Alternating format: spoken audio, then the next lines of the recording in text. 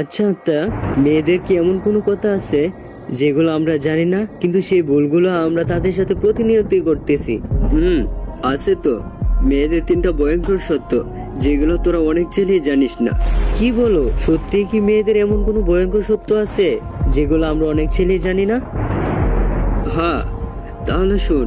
Number 1, একটা মেয়ের একটা ছেলের হার্টের চেয়ে 4 গুণ বেশি সফট হয়, তাই খুব সহজে একটা মেয়ে হার্ড হয়ে যায়। নাম্বার 2, যখন একটা মেয়ে অনেক বেশি হার্ড হয় বা কান্না করে, তার হৃৎপিণ্ডের ছোট ছোট শিরা কিন্তু ছিঁড়তে পারে।